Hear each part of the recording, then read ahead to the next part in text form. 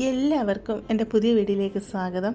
ഇന്ന് ഞാൻ ഇവിടെ തയ്യാറാക്കാൻ പോകുന്നത് മുട്ടയും സവാളയും വെച്ച് വളരെ എളുപ്പത്തിൽ ചെയ്തെടുക്കാൻ പറ്റുന്ന ഒരു സ്നാക്ക് റെസിപ്പിയാണ്. കുട്ടികൾക്കും വലിയവർക്കും ഒരുപാട് ഇഷ്ടപ്പെടുന്ന ഈ സ്നാക്ക് എങ്ങനെ ഉണ്ടാക്കുന്നതെന്ന് നോക്കിയാലോ. അതിനുവേണ്ടി വലിയൊരു സവാള ഞാൻ ഇവിടെ എടുത്തിട്ടുണ്ട്. ചെറിയ സവാളയാണ്, 2 സവാള എടുക്കുക കേട്ടോ. ഈ രീതിയിലാണ് അരിഞ്ഞെടുത്തിരിക്കുന്നത്. ഒത്തിരി പൊടിയായിട്ട് അരിഞ്ഞെടുക്കേണ്ട ആവശ്യമില്ല. ഈ ഒരു വലുപ്പത്തിൽ അരിഞ്ഞെടുക്കുക. ചെറിയൊരു കഷ്ണം ഇഞ്ചി, 2 പച്ചമുളകും ചെറുതായിട്ട് അരിഞ്ഞെടുക്കുക. അതൊരു ബൗളിലോട്ട് അങ്ങിട്ട് കൊടുക്കാം. ഇതിലോട്ട് 1/4 ടീസ്പൂൺ മഞ്ഞൾപ്പൊടി, 1 ടീസ്പൂൺ ഗരം മസാല, 1 ടീസ്പൂൺ മുളക് പൊടി ഇത്ര അങ്ങിട്ട് കൊടുക്കുക. എന്നിട്ട് ആവശ്യത്തിന് ഉപ്പും കൂടി ഇട്ട് കൊടുത്ത് കൈ കൊണ്ട് നല്ലതായിട്ട് ഞെരടിയെടുക്കണം. സവാളയിൽ നിന്ന് നല്ല രീതിയിൽ വെള്ളം ഇറങ്ങി വരത്തില്ലേ, ആ രീതി നല്ല രീതിയിൽ അങ്ങ് ഞെരടിയെടുക്കുക കേട്ടോ. ഇപ്പോൾ നിങ്ങൾക്ക് കുഞ്ഞുങ്ങളൊക്കെ ഉണ്ടെങ്കിൽ പച്ചമുളകിന് പകരം നിങ്ങൾക്ക് കുരുമുളക് പൊടി ഇട്ട് കൊടുത്താൽ മതിയേ. അതിന് നിങ്ങൾക്ക് പച്ചമുളക് അവോയ്ഡ് ചെയ്യാവുന്നതാണ്. ഞാൻ ഇവിടെ എല്ലാം ഞെരടിയെടുത്തിട്ടുണ്ട്.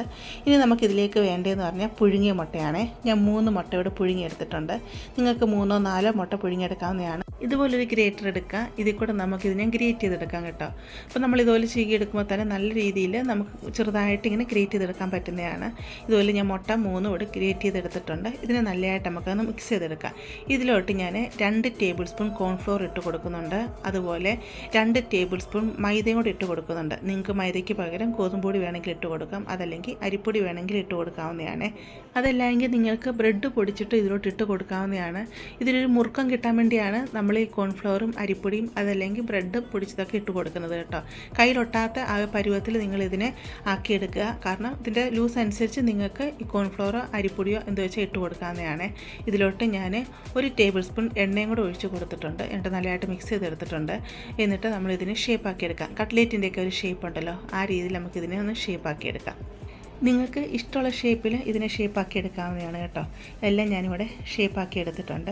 ഇനി നമുക്കിതിലേക്കൊരു കോട്ടിങ് റെഡിയാക്കി എടുക്കണം. അതിനുവേണ്ടി ഞാൻ ഒരു ബൗളിലൂടെ എടുത്തിട്ടുണ്ട്. ഇതിലോട്ട് 2 ടേബിൾ സ്പൂൺ മൈദ ഇട്ട് കൊടുത്തിട്ടുണ്ട്, 1 ടേബിൾ സ്പൂൺ കോൺഫ്ലോർ കൂടി ഇട്ട് കൊടുത്തിട്ടുണ്ട്, 2 നുള്ള് ഉപ്പും കൂടി ഇതിലോട്ട് ഇട്ട് കൊടുക്കുന്നുണ്ട്. എന്നിട്ട് നല്ലതായിട്ട് ഇതിനെ മിക്സ് ചെയ്തെടുക്കുക. എന്നിട്ട് പച്ചവെള്ളം ഒഴിച്ച് ഇതിനെ ഒന്ന് ലൂസാക്കി എടുക്കണം. കട്ടകളില്ലാതെ ഇതിനെ നമുക്കൊന്ന് കലക്കിയെടുക്കണം. മാവ് ഒത്തിരി അങ്ങ് കട്ടിയായി പോകരുത്, എന്നാൽ ഒത്തിരി അങ്ങ് ലൂസായി പോവുകയും ചെയ്യരുത്. ഇഡ്ഡലി മാവിൻ്റെയൊക്കെ ആ ഒരു പരുവുണ്ടല്ലോ, ആ ഒരു പരുവത്തിൽ വേണം ഇതിനെ കലക്കിയെടുക്കാനായിട്ട്.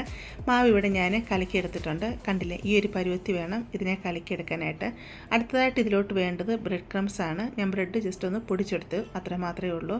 ഷേപ്പാക്കി വെച്ചിരിക്കുന്ന ആ സ്നാക്ക് നമ്മൾ ഈ കോട്ടിങ്ങിൻ്റെ അകത്തോട്ട് ഇട്ട് കൊടുക്കുക. എന്നിട്ട് ഈ മാവ് നല്ലതായിട്ട് ഇതിൽ കോട്ട് ചെയ്യുക. എന്നിട്ട് ബ്രെഡ് ക്രംസിൽ മുക്കിയെടുക്കുക. എന്നിട്ട് ബ്രെഡ് ക്രംസിൻ്റെ എല്ലാ ഭാഗത്തും ആവത്തക്ക രീതിയിൽ നമ്മളിതിനെ പിടിച്ചെടുക്കുക. കാരണം കട്ട്ലേറ്റൊക്കെ എങ്ങനെ ചെയ്തെടുക്കുന്നത് അതേ രീതി തന്നെ. അങ്ങനെ എല്ലാം നമുക്കിതുപോലെ റെഡിയാക്കിക്കൊണ്ട് വരാം. ഇവിടെ എല്ലാം ഞാൻ റെഡിയാക്കിക്കൊണ്ട് വന്നിട്ടുണ്ട്. അടുപ്പത്ത് ഞാൻ ഒരു പാത്രം വെച്ച് കൊടുത്തിട്ടുണ്ട്. അതിലോട്ട് എണ്ണ ഒഴിച്ച് കൊടുത്തിട്ടുണ്ട്. നിങ്ങൾക്ക് ഡീപ്പ് ഫ്രൈ വേണേൽ ചെയ്തെടുക്കാം, അതല്ലെങ്കിൽ ഷാലോ ഫ്രൈയും ചെയ്തെടുക്കാം കേട്ടോ. ഞാൻ ഇവിടെ ഷാലോ ഫ്രൈ ആണ് ചെയ്തെടുക്കുന്നത്. എണ്ണ ചൂടായി വരുമ്പോൾ റെഡിയാക്കി വെച്ചിരിക്കുന്ന സ്നാക്ക് മൊത്തം അതിലോട്ട് ഇട്ട് കൊടുക്കുക.